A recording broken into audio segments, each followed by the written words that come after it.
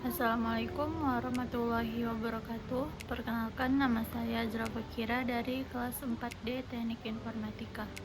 Baiklah, di sini saya akan menjelaskan tentang penjadwalan proses CPU. Pengertian penjadwalan CPU. Penjadwalan CPU adalah pemilihan proses dari antrian ready untuk dapat dieksekusi. Penjadwalan CPU merupakan proses dari multiprogramming di mana CPU digunakan dengan bergantian untuk proses yang berbeda. Suatu proses terdiri dari dua siklus, yaitu burst input or output dan burst CPU yang dilakukan bergantian hingga proses selesai. Algoritma penjadwalan.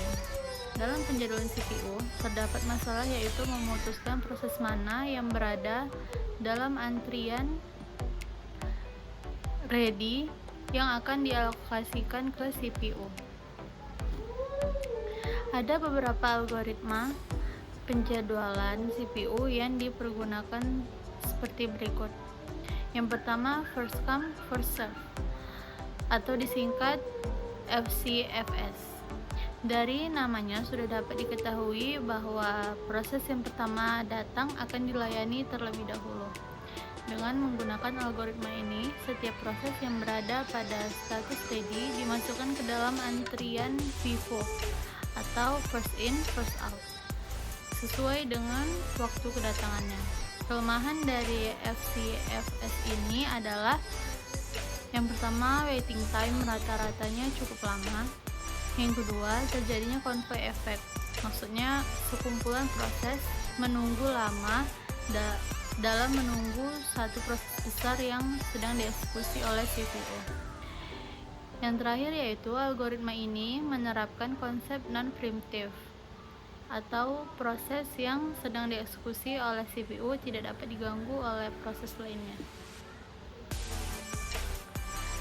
Berikutnya yaitu Short Job First atau disingkat SJF. Dengan algoritma SJF, maka setiap proses yang berada di antrian akan dieksekusi berdasarkan burst time terkecil. Hal ini menjadikan algoritma ini waiting time yang cukup singkat. Algoritma ini dapat dibagi menjadi dua konsep, yaitu preemptive dan non-preemptive. Yang pertama yaitu preemptive. Jika terdapat proses yang sedang dieksekusi oleh CPU dan terdapat proses pada antrian ready yang burst time-nya lebih kecil daripada proses yang sedang dieksekusi, maka proses yang sedang dieksekusi oleh CPU akan digantikan oleh proses yang berada di antrian ready tadi. Kemudian non-preemptive. Maksudnya yaitu CPU tidak mengizinkan proses yang terdapat pada antrian ready untuk menggeser proses yang sedang dieksekusi oleh CPU, meskipun proses yang baru tersebut memiliki burst time yang lebih kecil. Kelemahan dari algoritma ini adalah kesulitan dalam memprediksi burst time proses yang akan dieksekusi berikutnya. Proses yang memiliki burst time yang besar akan mempunyai waiting time yang tambah besar. Ini dikarenakan oleh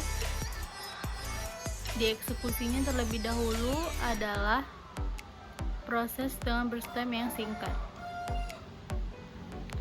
Nah, berikut ini adalah contoh penjadwalan preemptive. Di sini sudah terdapat 4 subjek. Yang pertama P1 dengan arrival time-nya 0,0, burst time-nya 7. Yang kedua P2, arrival time-nya 2, burst time-nya 4. Yang ketiga P3 dengan arrival time-nya 4, burst time-nya 1, dan yang terakhir P4, arrival time-nya 5, burst time-nya 4. Dapat kita lihat dari diagram tersebut, average waiting time atau rata-rata waktu tunggunya yaitu 9, 1, 0, dan 2. Maka setelah dijumlahkan hasilnya adalah 12. 12 dibagi 4 adalah jumlah subjeknya.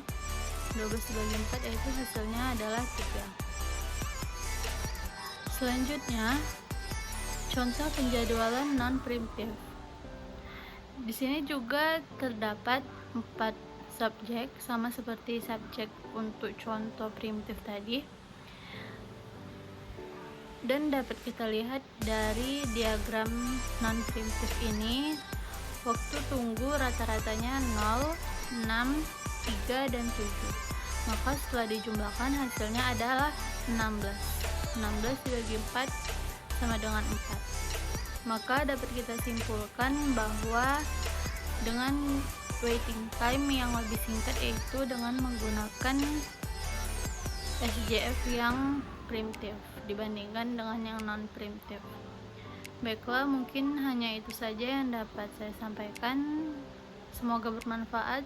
Saya akhiri. Wassalamualaikum warahmatullahi wabarakatuh.